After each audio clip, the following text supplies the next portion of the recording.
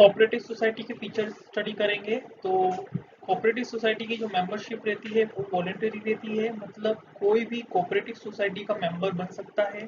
Membership जो है सभी के लिए ओपन रहती है, कोई भी पर्सन फ्रीली कोऑपरेटिव सोसाइटी को ज्वाइन कर सकता है और लीव कर सकता है जब भी वो चाहे। कोई कंपल्शन नहीं है कि एक पर्सन को वॉलेंटरी ऑर्गेनाइजेशन या कोऑपरेटिव सोसाइटी का मेंबर बने रहना पड़ेगा।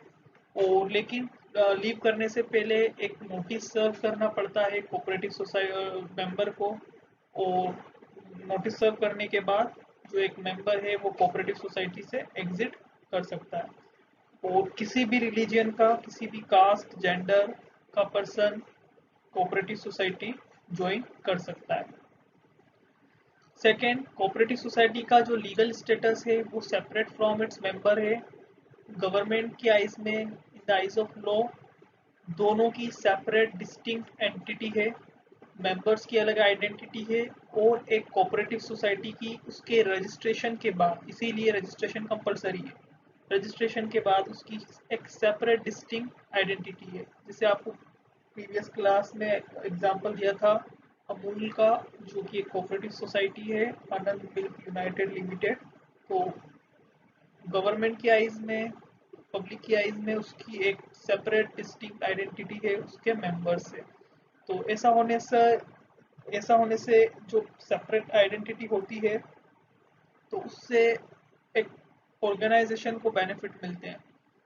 वो अपने खुद के नाम से कॉन्ट्रैक्ट कर सकती है, खुद के नाम से कुछ प्रॉपर्टी परचेज कर सकती है, वो किसी पर्सन की तरह किसी पर केस कर सकती है, और कोई पर्सन उस कंपनी पर या उस कोऑपरेटिव सोसाइटी पर भी केस कर सकता है जब उसकी सेपरेट लीगल एंटिटी हो जाती है।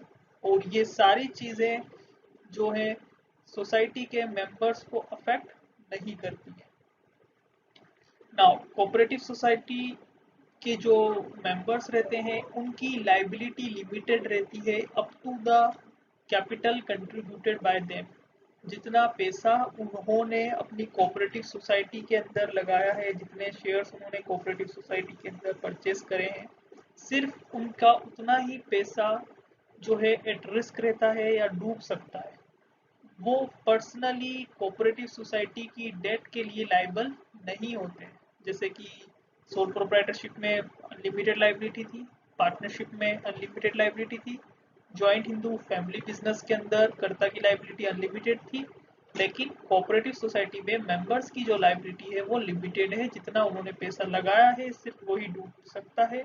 उनको अपने घर से ले जाकर कुछ नहीं देना पड़ेगा कोऑपरेटिव सोसाइटी के उधार चुकाने में। Next point, control.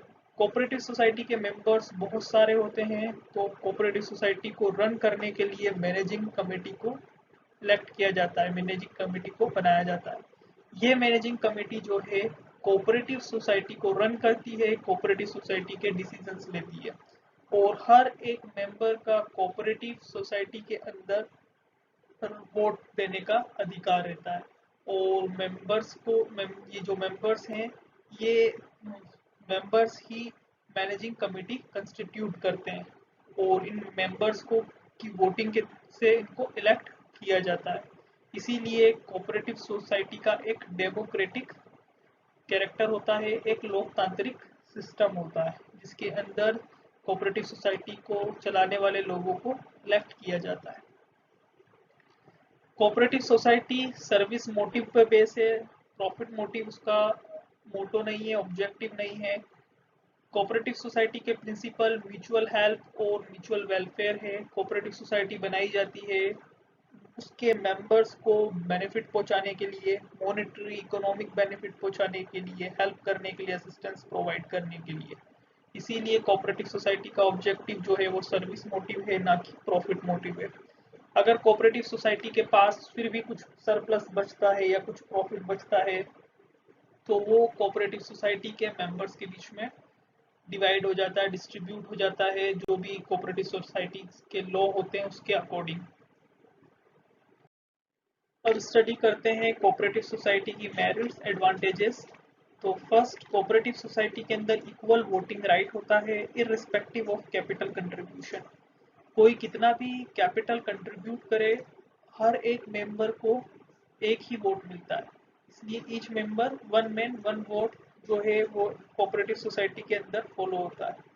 अगर किसी मेंबर ने 5 लाख रुपीस का कैपिटल सब्सक्राइब कर रखा है कोऑपरेटिव का और किसी ने सिर्फ 2 लाख का, बट दोनों का वोटिंग जो है वो सिर्फ वन ही काउंट होगा। तो कितना भी कैपिटल कंट्रीब्यूशन हो, हर एक मेंबर का जो वोट है वो वन ही होता है। लाइबिलिटी कोऑपरेटिव सोसाइटी के मेंबर्स की लिमिटेड रहती है, जितना उन्होंने कैपिटल कंट्रीब्यूट किया है, जितना उन्होंने इन्वेस्टमेंट की है कोऑपरेटिव सोसाइटी में। इसका मतलब उनके जो पर्सनल असेट हैं वो सेफ हैं, उनका रिस्क जो है सिर्फ उनकी इन्वेस्टमेंट ही है। जितना उन्होंने इन्वेस्ट किया है सिर्फ वो ही पैसा डूब सकता है। कोऑपरेटिव सोसाइटी की डेट उनको पर्सनली अपने प्रॉपर्टी में से पे नहीं करना होगी। तो ये एक बहुत बड़ा एडवांटेज है कोऑपरेटिव सोसाइटी का। कोऑपरेटिव सोसाइटी का जो एग्जिस्टेंस है वो स्टेबल रहता है, क्योंकि मेंबरशिप जो है वो ओपन रहती है, मेंबर्स फ्रिक्वेंटली चेंज होते रहते हैं।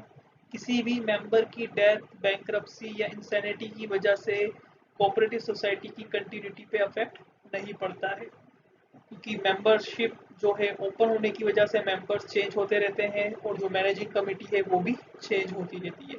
इसीलिए कोऑपरेटिव सोसाइटी का जो एग्जिस्टेंस है वो as compared to other forms of organisation ज़्यादा स्टेबल होता है। Economy in operation.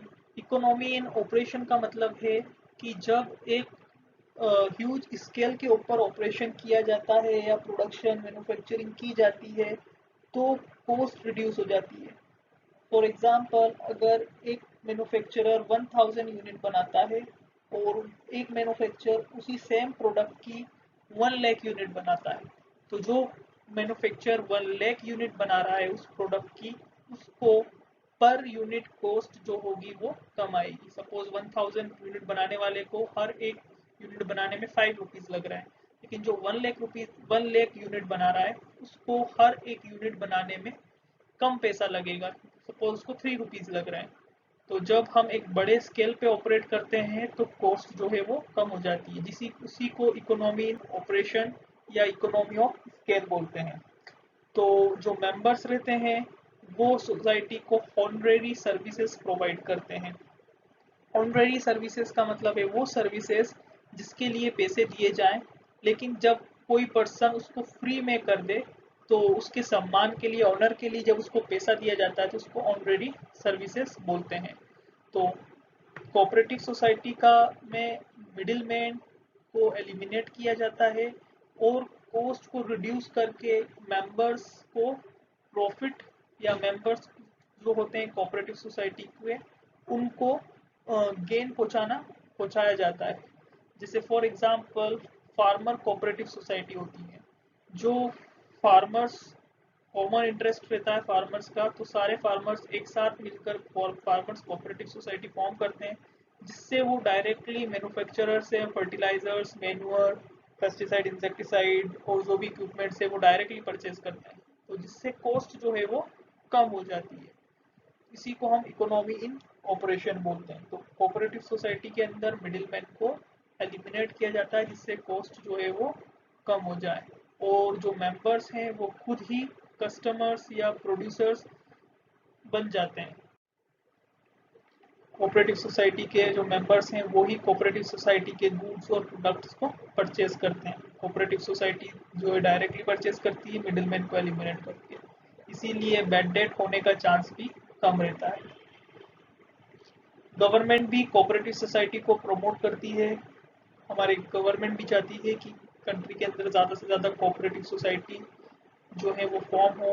इसीलिए गवर्नमेंट कोऑपरेटिव सोसाइटी पे को लो टैक्सेस चार्ज करती है, उनको सब्सिडीज देती है, उनको कम इंटरेस्ट पर लोन प्रोवाइड करवाती है। कोऑपरेटिव सोसाइटी स्टार्ट करना जो है इजी है और सिर्फ 10 एडल्ट मेंबर की रिक्वायरमेंट होती है। रजिस्ट्रेशन प्रोसीजर जो है वो सिंपल है, कुछ लीगल फॉर्मेलिटीज लगती हैं। और कोऑपरेटिव सोसाइटी जो है, कोऑपरेटिव सोसाइटी का जो एक्ट है उसको कोऑपरेटिव सोसाइटी एक्ट 1912 बोलते हैं, और इस एक्ट से ही सारी कोऑपरेटिव सोसाइटी जो है वो गवर्न होती हैं। और इस एक्ट के ही सारे प्रोविजंस कोऑपरेटिव सोसाइटी के ऊपर एप्लीकेबल होते हैं। अब स्टडी करते हैं लिमिटेशंस ऑफ कोऑपरेटिव सोसाइटी। तो कोऑपरेटिव सोसाइटी में लिमिटेड रिसोर्स रहते हैं, क्योंकि कोऑपरेटिव सोसाइटी में जो मेंबर्स हैं वो लो इन्वेस्टमेंट करते हैं, ज़्यादा कैपिटल कंट्रीब्यूशन नहीं करते हैं, क्योंकि जो कैपिटल वो कोऑपरेटिव सोसाइटी में कंट्रीब्यूट करने वाले हैं उस पर उनको बहुत लो रिटर्न मिलता है, लो रेट ऑफ डिविडेंड मिलता है, क्योंकि कोऑपरेटिव सोसाइटी का मोटो रहता है सर्विस मोटिव, अपने मेंबर्स को सर्विस प्रोवाइड करना, उनको वेलफेयर करना और mutual help. Profit earning cooperative society का मोटो नहीं रहता है, तो कोऑपरेटिव सोसाइटी ज़्यादा अर्न नहीं करती है, इसलिए वो अपने मेंबर्स को ज़्यादा हाई डिविडेंड डिक्लेयर नहीं कर पाती, ना दे पाती है। इसकी वजह से कोऑपरेटिव सोसाइटी जो है ज़्यादा कैपिटल कंट्रीब्यूट नहीं कर पाती है, एक्यूमुलेट नहीं कर पाती है। लिमिटेड रिसोर्स होने की वजह से इनएफिशिएंसी ऑफ मैनेजमेंट भी होता है कोऑपरेटिव सोसाइटी में, क्योंकि कोऑपरेटिव सोसाइटी जो है वो प्रोफेशनल्स को, एक्सपर्ट्स को हायर नहीं कर सकती, स्किलफुल स्पेशलाइज्ड पर्सन्स को हायर नहीं कर सकती और उनको हाई सैलरी नहीं दे सकती। और मेंबर्स जो ऑलरेडी सर्विस प्रोवाइड करते हैं एक कम अमाउंट पर जो सर्विस प्रोवाइड करते हैं वो प्रोफेशनली इक्विप्ड नहीं होते हैं, वो हर एरिया में एक्सपर्ट या स्किलफुल नहीं होते हैं, सारी मैनेजरियल एबिलिटीज उनमें नहीं होती है, इसीलिए कोऑपरेटिव सोसाइटी की जो मैनेजमेंट है वो इनएफिशिएंट होती है। नाउ कोऑपरेटिव सोसाइटी में लैक ऑफ सीक्रेसी रहती है, क्योंकि according to cooperative society act section 7 जो बोलता है कि मेंबर्स के बीच में ओपन डिस्कशन होता है, और ओपन डिस्कशन होने की वजह से सब कुछ डिस्क्लोज हो जाता है, ऑर्गेनाइजेशन कोऑपरेटिव सोसाइटी के जो भी सारे सीक्रेट हैं वो सब डिस्क्लोज हो जाते हैं, इसीलिए कोऑपरेटिव सोसाइटी में सीक्रेट मेंटेन करना पॉसिबल नहीं होता है। गवर्नमेंट कंट्रोल, तो हमने मेरिट में देखा था कि गवर्नमेंट जो है वो प्रमोट करती है कोऑपरेटिव सोसाइटी को, प्रमोट करने के लिए कोऑपरेटिव सोसाइटी को वो सब्सिडीज देती है, लो रेट ऑफ इंटरेस्ट के लोन देती है, लो टैक्स चार्ज करती है, लेकिन on the other hand government control भी करती है कोऑपरेटिव सोसाइटी को। कोऑपरेटिव सोसाइटी को प्रिविलेज देने के दूसरे साइड पर गवर्नमेंट कोऑपरेटिव सोसाइटी को कंट्रोल भी करती है, कोऑपरेटिव सोसाइटी को कुछ रूल्स रेगुलेशंस फॉलो करना रहते हैं, अकाउंट्स की ऑडिटिंग से लेकर सबमिशन ऑफ अकाउंट तक, जितने भी डिफरेंट टाइप की चीज़ें government time to time prescribe करती है कोऑपरेटिव सोसाइटी के लिए।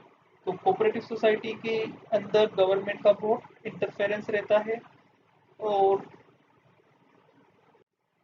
स्टेट कोऑपरेटिव डिपार्टमेंट्स जो है वो भी इंटरफेयर करता है, जो कि गवर्नमेंट सेटअप बॉडी है, गवर्नमेंट सेटअप बॉडीज होती हैं कोऑपरेटिव सोसाइटीज को रेगुलेट करने के लिए, जिसकी वजह से एक freedom of operation cooperative society का हिंडर होता है। Now difference in opinion, cooperative society के मेंबर्स के बीच में कई बार कॉन्फ्लिक्ट हो सकते हैं, इंटरनल क्वेरल हो सकते हैं, और उनके व्यू पॉइंट और पर्सपेक्टिव डिफरेंट हो सकते हैं। कई बार कोऑपरेटिव सोसाइटी के जो मेंबर्स हैं या जो मैनेजिंग कमेटी है वो अपने पर्सनल इंटरेस्ट को ज़्यादा इम्पोर्टेंस देते हैं, और जो सोसाइटी का जनरल इंटरेस्ट है उसको साइड कर देते हैं, जिसकी वजह से कोऑपरेटिव सोसाइटी फेल होने लगती है और मेंबर एग्जिट करने लगते हैं। तो कई बार पर्सनल गेन की वजह से कोऑपरेटिव सोसाइटी के जो वेलफेयर वाला जो मोटिव है, वेलफेयर का जो ऑब्जेक्टिव है वो अचीव नहीं हो पाता।